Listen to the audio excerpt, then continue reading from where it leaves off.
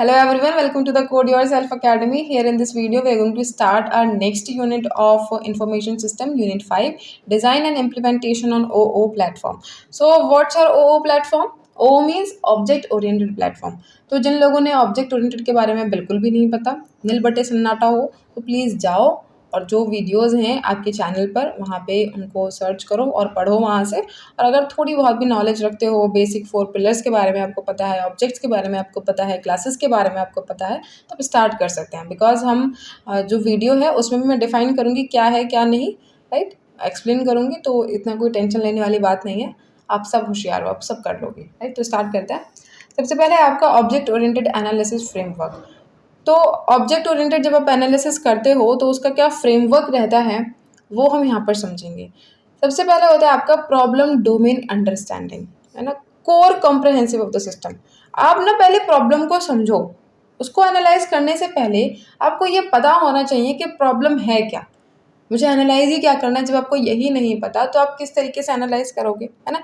आपको एक गांव में ले जाया जाए और आपसे कहा जाए कि इसमें प्रॉब्लम है, आप उसको एनालाइज करो, राइट। अभी आप छोटे हो, राइट, आपसे कहा जाए आप जाओ और एनालाइज करो, पर आपको कोई स्पेसिफिक प्रॉब्लम नहीं बताई गई, आप वहाँ पे क्या है सारी प्रॉब्लम्स को ढूंढ कर ले आओ, एनालाइज करोगे। पर लेकिन अगर आपको कोई स्पेसिफिक मैं एक प्रॉब्लम बता दूं कि ये प्रॉब्लम है और आप इसको जाकर के एनालाइज करो और बताओ हम क्या इसमें कर सकते हैं, तो आप ज़्यादा बेटर काम करोगे। तो वही आपको यहाँ करना है। डोमेन समझे प्रॉब्लम का, core comprehension of the system. System का जो कोर है ना, सेंट्रल पार्ट जो है वो आप समझें, वो आदमी दिल से कैसा है आप वो समझें, उसकी सूरत पे सीरत पर ना जाए, आप उसकी शक्ल नहीं देखें, आप उसका अंदर से आप उसको देखें, उसका दिल देखें कैसा है वो करना है आपको। तो फिर आप ऑब्जेक्ट्स क्रिएट करें, entities representing system components, right. आपने आपका सिस्टम समझ लिया, अभी सिस्टम में जो चीज़ें हैं वो कौन रिप्रेजेंट कर रहा है उनको समझें। देन है आपका एट्रीब्यूट्स, क्या क्या कैरेक्टरिस्टिक्स हैं आपके ऑब्जेक्ट्स की, आप उनको समझें। Then interaction, it's a relationship between objects, है ना, किस तरीके से वो लोग एक दूसरे से इंटरेक्ट कर रहे हैं आप वो समझें। तभी तो आप एनालाइज कर पाएंगे कि क्या करना है क्या नहीं करना, क्या ठीक है क्या नहीं ठीक है, क्या सही है क्या गलत है, ये सारी चीज़ें। Benefits of your object oriented analysis. Benefits क्या होते हैं ऑब्जेक्ट ओरिएंटेड एनालिसिस के? It gives you improved communication. Improved communication मतलब कि जो डेवलपर है ना वो स्टेक होल्डर से सारी बातें ठीक से कर पा रहा है, वो उसको समझा पाएगा कि ये चीज़ें हैं, मैंने यही एनालाइज किया है, मुझे ये समझ आ रहा है, क्या ऐसा ही है या ऐसा नहीं है, आप प्लीज़ मुझे बताएं। मॉड्यूलैरिटी एंड रीयूजेबिलिटी, आपको पता है ना जब हम ऑब्जेक्ट ओरिएंटेड प्रोग्रामिंग करते हैं वहाँ पर हम मॉड्यूल्स पर ज़्यादा फोकस करते हैं। किस पर? हम लोग वहाँ पर मॉड्यूल्स पर ज़्यादा फोकस कर रहे होते हैं। तो क्योंकि यहाँ पे मॉड्यूल्स हैं तो आपको मॉड्यूलैरिटी मिलेगी, राइट। और मॉड्यूल्स जब होते हैं ना तो आपकी जो प्रोग्रामिंग है वो ईजी तो होती ही है, रीडेबल भी होती है, मेंटेनेबल भी होती है, मतलब कि वो अच्छी होती है। तो आपको मॉड्यूलैरिटी पर ही काम करना है एंड रीयूजेबिलिटी बढ़ जाती है, क्योंकि मॉड्यूल्स हैं तो जो मॉड्यूल किसी एक स्पेसिफिक काम के लिए आप बना रहे हैं और वो स्पेसिफिक काम आपने पहले भी कभी किया है, तो आप उसका वो पुराना वाला कोड उठाइए, कॉपी पेस्ट करिए, दैट्स इट, आप इतना करिए। नाउ सी मेंटेनेबिलिटी, आप मेंटेन कर सकते हैं ना ठीक से, है ना, आप आसानी से अपडेट कर सकते हैं, चीज़ों को मॉडिफाई कर सकते हैं, है ना? ये सारी चीज़ें आप आसानी से कर सकते हैं। और सी फ्लेक्सिबिलिटी, ये चेंज टाइम के साथ जो है चेंजेस को एक्वायर कर सकता है। अगर कुछ टाइम के बाद आपने कहा कि नहीं ये चेंजेस हैं, ये चेंजेस लाने हैं, तो ठीक है हम कर देंगे, एक मॉड्यूल ही तो ऐड करना है और हम कर देंगे, कोई दिक्कत वाली बात। वही जब आप पूरा कोड एक ही में लिख रहे हो तो थोड़ी सी फिर दिक्कत हो जाती है। और उससे रिड्यूस कॉम्प्लेक्सिटी, मैंने बताया था भाई जब आप मॉड्यूल्स क्रिएट कर रहे हो तो वहाँ पर क्या है चीज़ें जो है कम कॉम्प्लेक्स होती हैं, ऑब्जेक्ट्स होते हैं वहाँ पर, क्लासेस होती हैं वहाँ पर, चीज़ों को डिफ्रेंशिएट करना बहुत आसान होता है, आप ठीक से डिफाइन कर सकते हो, कॉम्प्लेक्सिटी बहुत कम होती है, आपको चीज़ें ठीक से समझ में आ रही होती हैं। सो ऑब्जेक्ट ओरिएंटेड एनालिसिस के ये सारे फायदे होते हैं। ऑब्जेक्ट ओरिएंटेड एनालिसिस प्रोसेस, क्या प्रोसेस होता है? प्रॉब्लम का डेफिनेशन होती है, सबसे पहले अपनी प्रॉब्लम को डिफाइन करेंगे जी हमें ये समस्या है, उसके बाद आप अपना जो ऑब्जेक्ट है उनको डिफाइन करेंगे, क्या क्या की ऑब्जेक्ट्स यहाँ पर यूज हो रहे हैं, जो प्रॉब्लम है ना उस प्रॉब्लम से स्पेसिफिक क्या ऑब्जेक्ट्स हैं, क्या क्लासेस हैं, आप उसको आइडेंटिफाई करेंगे। Now you just going to identify the attributes of each object, हर एक ऑब्जेक्ट का जो एट्रीब्यूट है आप उसको आइडेंटिफाई करेंगे। उसके बाद आप उनके रिलेशनशिप को आइडेंटिफाई करेंगे, कौन किससे बात कर रहा है। अगर एक बच्चा बिगड़ा हुआ है तो आपको पता होना चाहिए ना उसके फ्रेंड्स कौन कौन से हैं, क्या पता कर सकेंगे कि इनकी लपेट में आकर के वो बिगड़ा है, राइट। आइडेंटिफाई बिहेवियर्स, है ना, किसी भी पर्टिकुलर ऑब्जेक्ट का क्या एक्शन है ना, क्या बिहेवियर है उसका। मारने से किसी को वो आपको वापस से चांटा मारता है या नहीं, या फिर शांत हो जाता है, या फिर आपको मुंह ही तोड़ देता है, आप वहाँ पर वो आइडेंटिफाई करेंगे। और उसे क्रिएटिंग मॉडल्स, आप चीज़ों को विजुअलाइज करें। अभी आप एकदम अंतर ध्यान में चले जाएं, एकदम बैठ जाएं साधुओं की तरह और विजुअलाइज करें चीज़ों को, राइट। अपनी ही सपनों की दुनिया में खो जाएं। सी आइटरेशन एंड रिफाइनमेंट, और इस प्रोसेस को रिव्यू करते रहें, इम्प्रूव करते रहें, और एक के बाद एक के बाद एक के बाद एक के बाद इस तरीके से लूप में आप चलते रहें चलते रहें और चलते रहें। ये मेरा लूप बहुत सुंदर बनाया मैंने आज, एक तो आप ऐसे ही चलते रहें। नाउ सी पढ़ेंगे आपका object oriented development process, right. सबसे पहले क्या होता है, सबसे पहले आपका OOA होता है ऑब्जेक्ट ओरिएंटेड एनालिसिस, एनालाइज करना भाई चीज़ों को। यहाँ पर आप समझ रहे हैं अपने सिस्टम को, रिक्वायरमेंट्स को समझ रहे हैं, कॉन्सेप्ट्स को समझ रहे हैं, एकदम तह तक आप जा रहे हैं प्रॉब्लम की, राइट। आपको समझ आया कि हाँ जी हाँ ये प्रॉब्लम है। उसके बाद आप डिजाइनिंग फेज में चले जाते हैं, ऑब्जेक्ट ओरिएंटेड डिजाइन,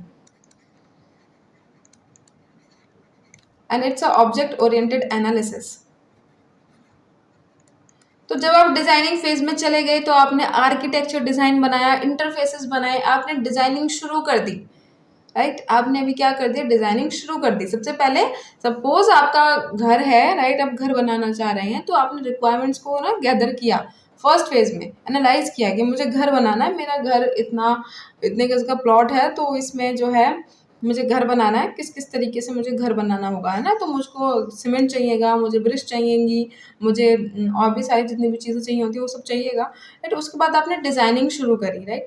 तो डिज़ाइनिंग में आप मैप बनाएंगे अपने घर का, है ना। आप ये डिसाइड करेंगे कि क्या क्या चीज़ें होंगी, कहाँ से सीढ़ी चढ़ेगी, कितने कमरे होंगे, क्या किचन कहाँ होगी, है ना, किस डायरेक्शन में फेस होगा, ये सारी चीज़ें आप मैपिंग में कर रहे होते हैं, तो आप डिज़ाइनिंग करेंगे। उसके बाद आप OOP करेंगे, programming. Programming, object oriented programming, आपने पढ़ा था ना, ये वही वाली प्रोग्रामिंग है। So it's a actual coding using OOD principles, right. सो यहाँ पे आप क्या कर रहे हैं, आप चिनाई शुरू कर रहे हैं। चिनाई बोलते हैं ना जब घर बनता है, तो आप चिनाई शुरू कर रहे हैं, राइट। तो आपको समझ आया होगा कि ऑब्जेक्ट ओरिएंटेड डेवलपमेंट प्रोसेस में क्या क्या चीज़ें चल रही होती हैं। Now C OMT methodology, object modelling technique. I am just writing over here, it's your object modelling, भूल मत जाना कभी इसकी जो है डेफिनेशन आए और अब हम मुंह देखते रहें। सो it's a object modelling technique, right. सबसे पहले क्या होगा, OMT, है ना, कोर ऑब्जेक्ट ओरिएंटेड मेथोडोलॉजी। आप sorry, core object oriented methodology, आपका जो है यहाँ पे कोर है, राइट। क्या क्या चीज़ें हैं ऑब्जेक्ट ओरिएंटेड मेथोडोलॉजी में, जो भी चीज़ें आप यूज़ करते हैं, ऑब्जेक्ट्स, क्लासेस, प्रिंसिपल्स, इनहेरिटेंस, ये सारी चीज़ें। देन आपका एनालाइजिंग सिस्टम, इनिशियल स्टेप होता है OMT में कि आपका जो सिस्टम है आप उसको एनालाइज करें, है ना। क्या क्या चीज़ें चाहिए मुझे, क्या क्या कितने ऑब्जेक्ट्स मुझे क्रिएट करने होंगे, और उन ऑब्जेक्ट से क्या क्या एट्रीब्यूट्स मैं रखूंगा, कौन सा ऑब्जेक्ट कौन सी क्लास में होगा, ये सारी चीज़ें। नॉट डिजाइनिंग सिस्टम, अभी आप आपका जो मॉडल है उसको क्रिएट करें, उसका स्ट्रक्चर आप क्रिएट करें, राइट। नाउ इम्प्लीमेंटिंग सिस्टम, आप यहाँ पे कोडिंग शुरू करें, एग्जीक्यूशन शुरू करें। तो it's OMT methodology. Now see object modelling techniques, OMT की टेक्निक्स आप देखें, right. Models and representation, dynamic model, states होते हैं, ट्रांजिशंस होती हैं, इवेंट्स होते हैं, स्टेट डायग्राम होते हैं। स्टेट का क्या मतलब होता है कि किसी एक पर्टिकुलर टाइम पे आपका जो ऑब्जेक्ट है वो किस स्टेट में है, वो पेंडिंग है, वो एक्टिव है, वो अनएक्टिव है। ये ट्रांजिशन, वो किस स्टेट में जा सकता है ना। कोई एक पर्टिकुलर ऑब्जेक्ट है, राइट। सपोज आपका ना कोई लोन की है, लोन की आपकी रिक्वेस्ट है, तो या तो वो अप्रूव होगी, या वो डिनाई होगी, या वो वेटिंग में होगी। इन तीन ही स्टेजेस पे वो हो सकती है। ऐसा तो है नहीं कि वो हवा में उड़ रही है, ऐसा कोई स्टेज नहीं होगा। तो ये ट्रांजिशंस होते हैं कि इन इन स्टेट्स में मेरी जो है वो हो सकती है अप्रूवल की रिक्वेस्ट, तो इट्स अ ट्रांजिशंस, राइट। उसके बाद आपके इवेंट्स, क्या क्या इवेंट्स होंगे, है ना, कि या तो आपका भाई अप्रूव हो गया, या तो आपका डिनाई हो गया। अगर अप्रूव हो गया तो क्या करना है, डिनाई हो गया तो क्या करना है। ऐसे स्टेट डायग्राम, उसके फिर डायग्राम्स होंगे। उसके बाद है आपका फंक्शनल मॉडल। क्या क्या फंक्शनल मॉडल, यहाँ पे आपकी फंक्शनिंग स्टार्ट हो गई, प्रोसेसेस होंगे, है ना, डेटा फ्लोज होगा, डेटा फ्लो का डायग्राम होगा। ये है आपका मैकेनिकल का पार्ट थोड़ा सा, ना, डेटा कहाँ से कहाँ फ्लो हो रहा है, कैसे कैसे फ्लो हो रहा है। आप लोन की ही समझें तो किसी कस्टमर ने क्या किया कि एक लोन के लिए डिमांड किया, तो लोन अभी किस सिचुएशन में हो सकता है, या तो वो अप्रूव्ड होगा या वो डिनायल में होगा और अभी वो वेटिंग में है।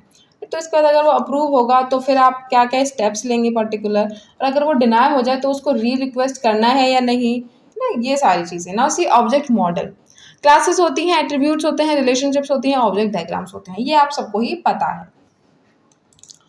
Object model transformation in software design, system architecture, scalability, security, ये सारी चीज़ें होती हैं। Designing in the dynamic model, है ना, आपके स्टेट मशीन्स होती हैं, इवेंट हैंडलिंग होती है, कॉन्करेंसी होती है, राइट, आपके बहुत सारे स्टेट्स आप दिखा रहे होते हैं। डिज़ाइनिंग द फंक्शनल मॉडल, आप डेटा फ्लो का जो है मैपिंग करेंगे, आप एल्गोरिदम बनाएंगे, आप एरर को किस तरीके से हैंडल करना है वो करेंगे। इम्प्लीमेंटेशन डिटेल्स, डेटा का स्ट्रक्चर क्या क्या है, प्रोग्रामिंग लैंग्वेज कौन सी आप यूज़ करेंगे, ये आपकी इम्प्लीमेंटेशन डिटेल्स में आती हैं। डेटाबेस का डिज़ाइन, है ना, किस तरीके से आपका डेटाबेस का डिज़ाइन होगा, किस तरीके से डेटाबेस में जो टेबल्स हैं वो एक दूसरे से इंटरेक्ट करेंगी, फॉरेन कीज़ क्या होगी, प्राइमरी क्या क्या होगी, कैंडिडेट की क्या होगी, नॉर्मलाइजेशन किस तरीके से आप करेंगे।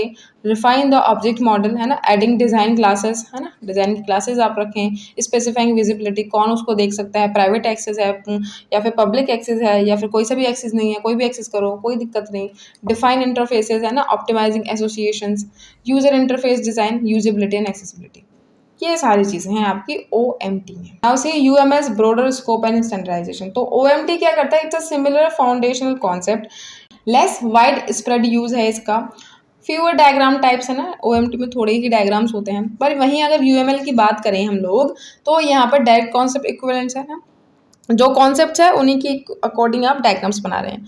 देन है आपका इंडस्ट्री स्टैंडर्ड स्टेटस, है ना, एकदम नंबर 1 पे है ये, इंडस्ट्री इसी को ही यूज़ करती हैं।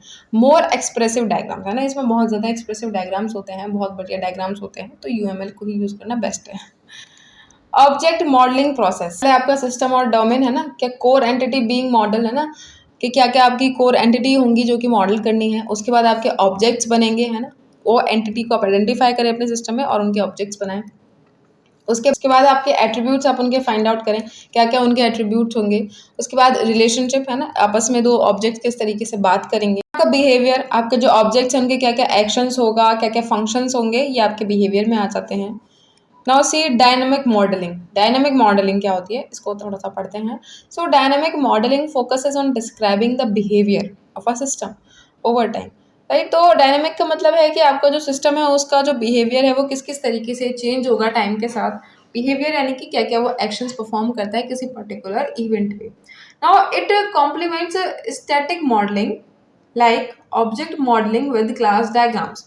कॉम्प्लीमेंट करता है यानी कि वो उसके साथ यूज किया जाता है। which focuses on the structures and relationships of the system's elements. Dynamic modeling answer questions like system respond to events. Dynamic modeling जब आप यूज करेंगे ना तब आपको पता चलेगा कि आपका जो सिस्टम है किसी पर्टिकुलर इवेंट पे उसका क्या रिस्पॉन्स होगा। ये कौन बताएगा आपको, आपका डायनेमिक मॉडलिंग। सेकेंड क्वेश्चन जो होगा, what are the different states an object can be in. किन किन अलग अलग स्टेट्स में आपका जो पर्टिकुलर ऑब्जेक्ट है वो हो सकता है। What triggers transitions between states? अगर एक स्टेट से दूसरे स्टेट में आपका ऑब्जेक्ट जाता है तो उसको ट्रांजिशन कहते हैं। और उसमें जाने का भी तो कोई वजह होगी ना, किसी वजह से तो वो गया होगा, कुछ तो किसी ने उसको ट्रिगर किया होगा।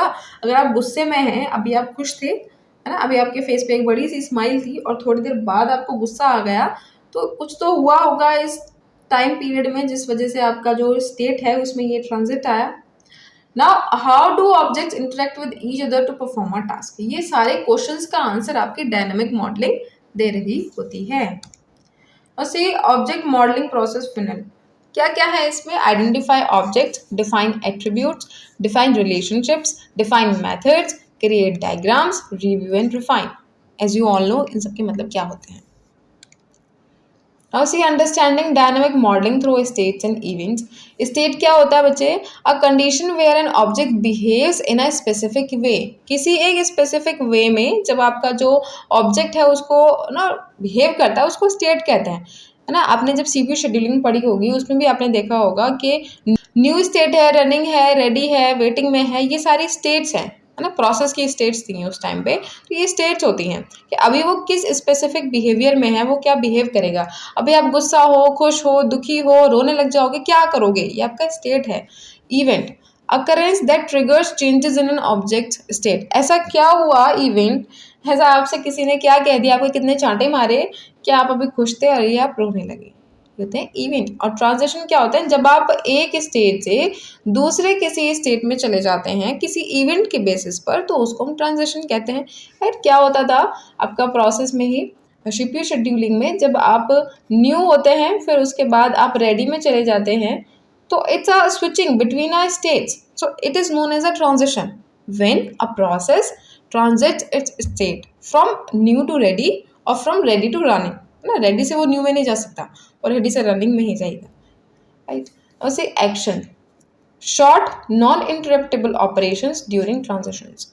राइट, ये एक्शंस जो होते हैं ये आपका ना जैसे कि अभी आप गुस्सा हो, राइट, आपसे आप किसी ने कुछ कहा तो आप उसको सुना दोगे, तो इट इज़ अ एक्शन जो कि इंटरप्ट नहीं किया जा सकता। और बहुत ज़रूरी चीज़ यही है कि अगर आप उसको कहोगे भी ना सामने वाले को, चुप हो जाओ, तुम गुस्से में हो, तुम अभी कुछ भी बोलोगे तो इसने शांत रहो, मैं नहीं रहूँगा शांत, क्यों बोल रहे हो तुम मेरे को शांत रहने के लिए, वो वाला सिचुएशन है।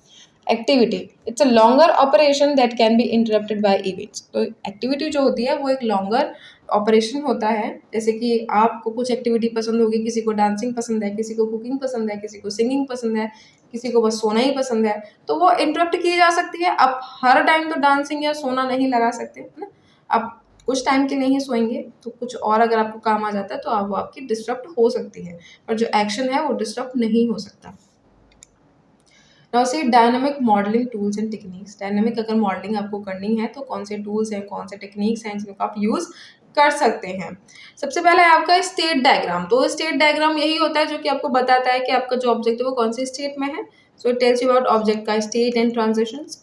Sequence diagram, it a message sequence और ऑब्जेक्ट कोलैबोरेशन, ना किस किस सीक्वेंस में चीज़ें चल रही हैं। Activity diagram, it is a branching and parallel execution, activity ना चलती रहती है साइड बाय साइड, वो सारी चीज़ें। Petri nets, concurrency analysis and complex system verification. States, यहाँ पे कुछ स्टेट्स हैं जिनके आपको एग्जाम्पल दिए हुए हैं, इनको पढ़ते हैं हम लोग। सबसे पहला है पेंडिंग, जैसे कि आपने ऑर्डर प्लेस किया लेकिन अभी तक वो प्रोसेस ही नहीं हुआ तो वो पेंडिंग में चला जाएगा। प्रोसेसिंग, अभी आपका जो ऑर्डर है वो प्रिपेयर हो गया है शिपमेंट के लिए, है ना, प्रोसेसिंग में चल रहा है वो अभी। शिफ्ट का क्या मतलब होता है, the order has been shift to the customer, है ना, अभी हमने उसको यहाँ से भगा दिया। डिलीवर्ड, ऑर्डर जो है वो डिलीवर हो चुका है कस्टमर को। कैंसिल्ड, ऑर्डर जो है वो कैंसिल कर दिया गया है। ये आपकी होती है स्टेट्स। इवेंट्स, इवेंट्स यानी कि क्या क्या चीज़ें हुई जिसकी वजह से उसका जो स्टेट है वो चेंज हुआ। कन्फर्म पेमेंट, जैसे ही पेमेंट आपका रिसीव हुआ तो वो कन्फर्म पेमेंट हो गई, तो वहाँ से आपका पेंडिंग से प्रोसेसिंग में चला जाएगा। प्रिपेयर फॉर शिपमेंट, अभी ऑर्डर जो है वो प्रिपेयर हो गया है, अभी वो शिपमेंट के लिए तैयार है, जैसे ही कोई शिप आएगी वो उसको कर देंगे शिप। अब शिप ऑर्डर, जो ऑर्डर है उसको भी शिप कर दिया गया है। डिलीवर ऑर्डर, ऑर्डर जो है वो भी डिलीवर कर दिया गया है, has been delivered. Now cancel order, आपने ऑर्डर को कैंसिल कर दिया है, तो ये सारे इवेंट्स होते हैं। और सी ट्रांजिशंस, सो पेंडिंग से प्रोसेसिंग में जाने के लिए कन्फर्म पेमेंट करा आपने, प्रोसेसिंग से शिफ्ट करने के लिए आपने शिप ऑर्डर किया, शिफ्ट से डिलीवर्ड में करने के लिए आपने डिलीवर ऑर्डर किया, पेंडिंग से कैंसिल में करने के लिए भी आपने कैंसिल ऑर्डर किया, और प्रोसेसिंग से कैंसिल में करने के लिए भी आपने कैंसिल ऑर्डर किया with a potential action to refund payment. Shift से कैंसिल में करने के लिए भी आपने कैंसिल ऑर्डर किया, रिक्वायर्स स्पेशल हैंडलिंग, जब शिफ्ट हो जाता है तो उसके लिए थोड़ी सी ज़्यादा दिक्कतें होती हैं, तो वो यहाँ पर आपको देखनी होगी। नाउ से dynamic modelling cycle, understand system behaviour, सबको पता है यही करेंगे आप सबसे पहले। उसके बाद आइडेंटिफाई पोटेंशियल इश्यूज, क्या दिक्कतें हो सकती हैं, डेडलॉक लग सकता है या नहीं, रेस कंडीशन आ सकती है या नहीं, रेस कंडीशन, डेडलॉक, ये सारा सीपीयू शेड्यूलिंग में है। अगर आपको नहीं पता तो प्लीज़ पढ़ना कि रेस कंडीशन क्या होती है, डेडलॉक क्या होता है ना। डेडलॉक क्या होता है कि म्यूचुअल एक्सक्लूजन, जब आप सर्कुलर वेट में रुक जाते हैं ना, सपोज ये एक प्रोसेस 1 है, राइट, और ये आपका रिसोर्स 1 है, प्रोसेस 1 के पास रिसोर्स 1 है और उसको नीड है रिसोर्स 2 की। वही प्रोसेस 2 जो है उसके पास रिसोर्स 2 है लेकिन उसको नीड है रिसोर्स 1 की, तो ये दोनों नहीं चल पाएंगे अभी।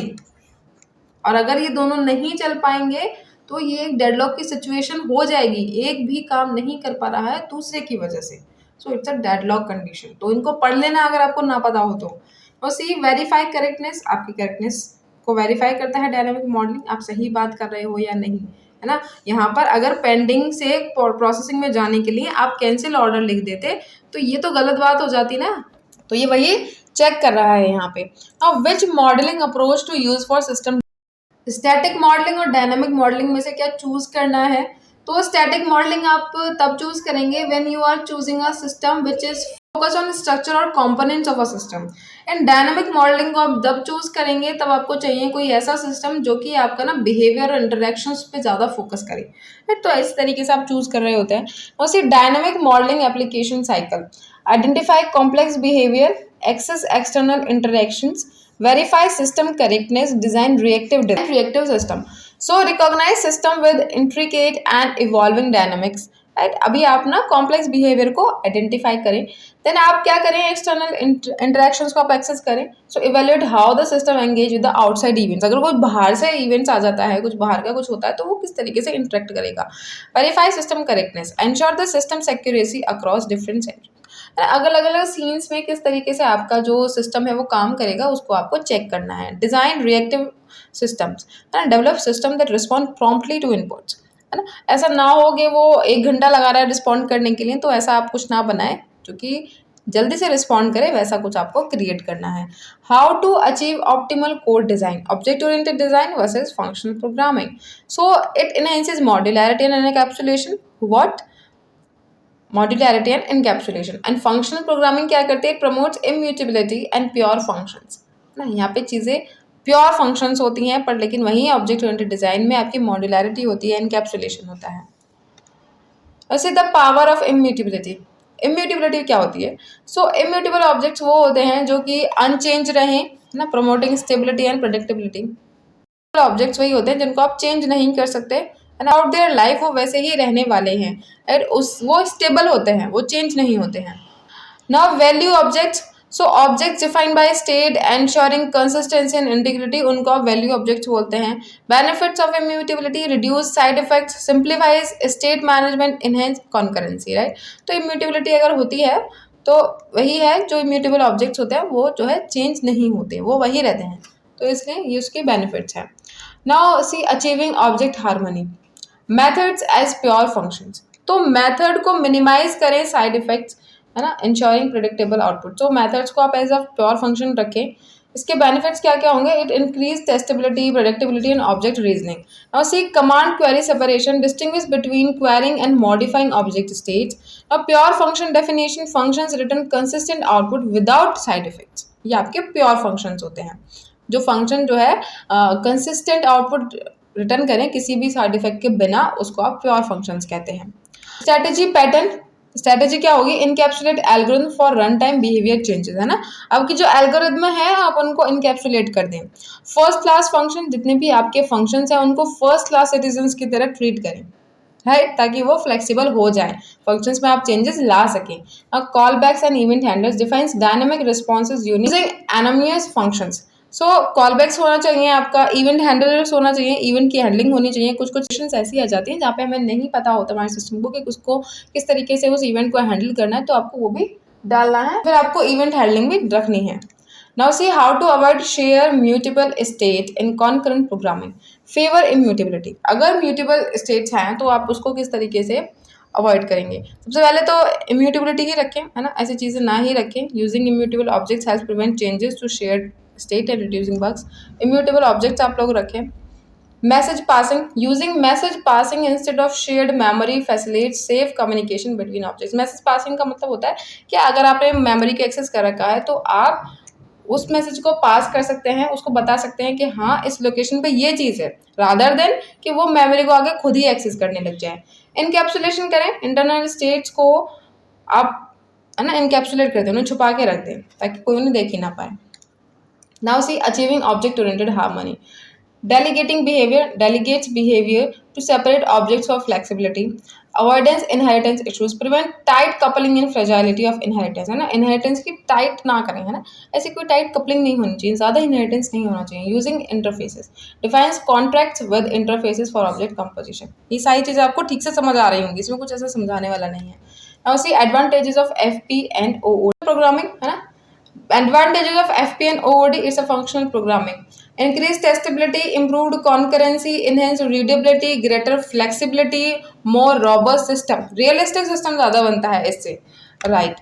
Now see overview of object oriented programming languages, है ना. OOP की जो languages हैं वो सब आप जान रहे हैं. Java होती है, C++ होती है, C# होती है, Python होती है, Ruby होती है, JavaScript with TypeScript. ये भी सारी आपकी क्या है, object oriented programming languages हैं. Right. Now see what factors should be considered when choosing a programming language. जब भी आपको कोई भी प्रोग्रामिंग लैंग्वेज चूज करनी है तो आपको कौन से फैक्टर्स को ध्यान में रखना है. सबसे पहले आपका टीम एक्सपर्टीज, है ना. जिसके पास जितनी ज़्यादा अच्छी स्किल्स हैं आप उसको अपनी टीम में रखें, है ना. किसी के भी पास एक पर्टिकुलर स्किल होती है ना कि हाँ मेरी ये स्किल बहुत अच्छी है, तो आप उसको अपनी टीम में रखें. कम्युनिटी सपोर्ट, है ना. कम्युनिटी सपोर्ट आजकल बहुत है, बहुत बड़ी कम्युनिटी है, तो आप अपना जो भी कुछ भी दिक्कत परेशानी है आप कम्युनिटी में पोस्ट करें, राइट. और आपको रिसोर्सेज और असिस्टेंस बहुत आराम से मिल जाएगा. इकोसिस्टम, है ना. अच्छी सी लाइब्रेरीज लें, अच्छे से टूल्स को यूज़ करें, आईडी बढ़िया लें, इकोसिस्टम बढ़िया बनाएं ताकि आपका जो सिस्टम है वो ठीक से और बढ़िया तरीके से बने. प्रोजेक्ट की requirement, ensures the language meets performance scalability and performance platform needs. जो भी आप लैंग्वेज को यूज कर रहे हैं ना वो मीट करे आपकी needs. Object oriented design with SOLID and patterns. What is this SOLID? तो सॉलिड प्रिंसिपल्स क्या होते हैं? Are a set of guidelines ensuring robust and maintainable object oriented design. तो ये होती है सॉलिड की प्रिंसिपल्स. और व्हाट आर डिजाइन पैटर्न्स? तो it establish solutions for common design problems, enhance code efficiency and clarity. तो डिजाइन पैटर्न्स क्या होते हैं कि जो कि एक ऐसी प्रॉब्लम्स हैं जो कि पहले से चलती आई हैं, है ना, वो एस्टेब्लिश्ड हैं पहले से ही. तो ये जो कॉमन डिज़ाइन की प्रॉब्लम्स है इनका यही सोल्यूशन निकल के आता है. तो आप उसको एक जगह पे रख दें कि अगर ये प्रॉब्लम है तो इसका यही सोल्यूशन आना है, आप इसको लिखें और यूज़ करें, राइट. तो ये होता है आपका design patterns. Now see programming languages and their frameworks. यहाँ पर क्या है भाई, इसका फ्रेमवर्क्स लिखे हैं, यहाँ पर लाइब्रेरीज लिखी हैं, ये सारी आपको पढ़ना है, आप इनको ध्यान से पढ़ लेना लाइब्रेरीज को, right. Now see essential tools for robust development environment. Integrated development environment, it is IDEs. IDE को यूज़ करना. Build tools, है ना. जो भी चीज़ें आप ऑटोमेट कर सको उनको ऑटोमेट करना, है ना. Version control system, it manage code changes and facilitate collaboration among developers, है ना. जब भी आपको क्या करना है, कोड में चेंजेस लाने हैं और कोलैबोरेशन करना है डेवलपर्स के साथ, है ना. अलग अलग डेवलपर होंगे अलग अलग फेजेस में, अलग अलग मॉड्यूल्स के, तो उसमें आपको वर्जन कंट्रोल सिस्टम लाना है. गिट है, गिटहब है, ये सारी चीज़ें. और टेस्टिंग फ्रेमवर्क, बढ़िया तरीके से आपको टेस्ट करना है. ऐसा आपका जो है फ्रेमवर्क लाना है जो कि आपका जो सिस्टम है उसको ठीक से टेस्ट करे, उसमें जितनी भी कमियाँ हो सकती हैं उनको निकाले, है ना. और फाइंड करे कि हाँ अगर ये गलती है तो इसको मैं निकाल करके दूँ सामने वाले को. Debugging and profiling tools. तो अभी आपने जब टेस्टिंग करी ली है उसमें से टेस्ट निकलेंगे ही तो डीबग भी तो करना होगा. तो डीबगिंग और प्रोफाइलिंग टूल्स भी आपके पास अच्छे होने चाहिए. Exploring diverse architectural patterns for modern applications. Model view controller, control करके रखना है चीज़ों को. इंटरफेसेस जो हैं, डेटा जो है, लॉजिक जो है आपका वेब और GUI एप्स का, उनको जो है सेपरेट करके रखना है. Model view model. View model mediates between model and view and UI framework, है ना. जो आपका मॉडल है और जो कि आपका व्यू है उसमें जो है मीडिएट्स करता है कौन? View model. मॉडल और व्यू के बीच में वो मीडिएट्स करता है, बीच का हिस्सेदार होता है. माइक्रो सर्विसेज, छोटी छोटी services, break down application to small and network services, right. Layered architecture, organise app into layers with specific roles, है ना. हर एक लेयर का एक रोल होना चाहिए और ऐप को आपको लेयर्स में ही ऑर्गेनाइज करना है. Domain driven design, model apps around domain with a shared language, है ना. डोमेन ड्रिवन डिजाइन होना चाहिए जो कि आपकी शेयर्ड लैंग्वेज हो, जो कि आपका कहीं भी चल जाए. Choose the appropriate database type for your data needs. Relational database आपको पता ही है, ideal for structured data and complex queries, and NoSQL database best for unstructured data and scalability. अगर आपके पास structured data है, complex queries आपके पास हैं, तो आप relational database यूज़ करें SQL वाला. वहीं अगर NoSQL database आप तब यूज़ करें जब आपके पास unstructured data हो और scalability हो, complex ना हो इतना ज़्यादा पर लेकिन unstructured हो. नाउ सी की consideration for software implementation. Code की क्वालिटी अच्छी होनी चाहिए, राइट. सॉफ्टवेयर इम्प्लीमेंटेशन के लिए टेस्टिंग आपने ठीक से करी हुई हो. परफॉर्मेंस ऑप्टिमाइजेशन, जितने भी आपकी आपको लग रहा है कि यहाँ एरर हो सकते हैं, यहाँ पे कुछ दिक्कतें आ सकती हैं, तो इवेंट हैंडलिंग आप डालें ठीक है, परफॉर्मेंस को ऑप्टिमाइज करके रखें। सिक्योरिटी, जितनी भी दिक्कतें आ सकती हैं आगे चल के, है ना, पहले जब आप टेस्टिंग कर रहे हैं तो आपको पता होगा कि हमारा जो सिस्टम है वो कहाँ पर लैग कर रहा है, पहले तो आप उन चीज़ों को हटा ही दें, और जितनी नहीं हट पा रही हैं तो उनको प्रोटेक्ट करके रखें। स्केलेबिलिटी, है ना, वो जितना ज़्यादा वर्कलोड आ पा रहा है वो उसको, मतलब कि जितना वर्कलोड उसको झेलने के लिए बनाया गया है वो उतना झेल पा रहा हो, राइट। मेंटेनेबिलिटी, आप क्लीन कोड लिखें, डॉक्यूमेंटेशन तरीके से करें, ताकि आपका जो है मेंटेन करना आगे चल के फ्यूचर में वो आसान रहे।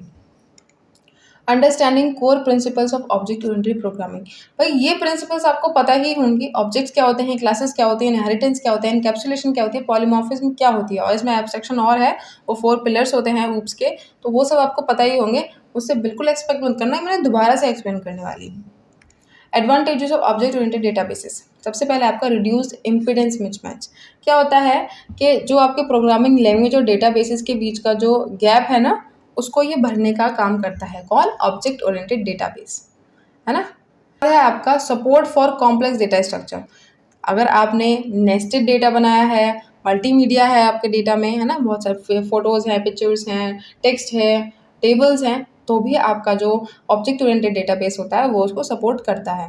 Data integrity, it ensures the data accuracy and consistency. Fourth है आपका कोड रीयूजेबिलिटी, आपने जो कोड पहले से लिखा है आप उसको रीयूज कर सकते हैं by using your inheritance and polymorphism. Now fifth है आपका परफॉर्मेंस, राइट। परफॉर्मेंस बढ़ा देता है, जितने भी कॉम्प्लेक्स रिलेशनशिप्स हैं आप उनके ऊपर बढ़िया सी क्वेरी लिख सकते हैं, है ना। क्वेरी की जो क्वालिटी है ये इसकी बढ़ा देता है।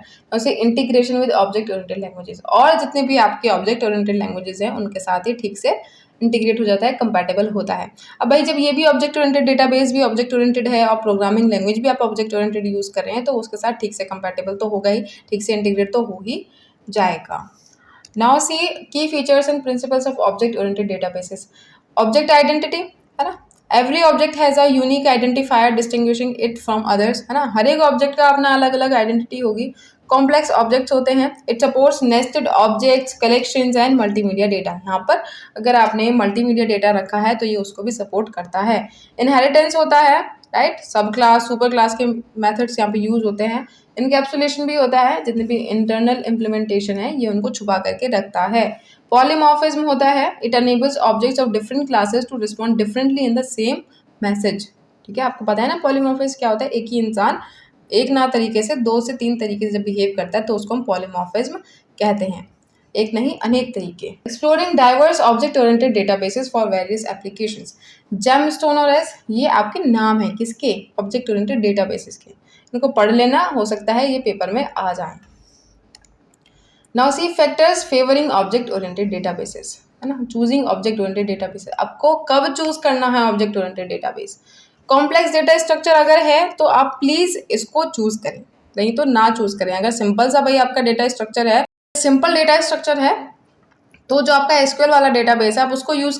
Programming language integration, object oriented language compatibility and code reusability. जब आपको ऑब्जेक्ट ओरिएंटेड लैंग्वेज यूज करनी है तब आप इसको यूज करें, जब कोड को बार बार रीयूज करना होगा तब आप इसको यूज करें। नाउ सी परफॉर्मेंस रिक्वायरमेंट्स, जब आपको मल्टीमीडिया का डेटा का हैंडल करना हो तब आप इसको यूज करें, आपको हाई परफॉर्मेंस क्वेरीज लिखनी हो तब आप इसका यूज करें। Impedance mismatch, costly overcoming of mismatch, relational database challenge, right, जब आपका मिसमैच हो जाए, इम्पिडेंस मिसमैच हो तब आप इसको यूज करें।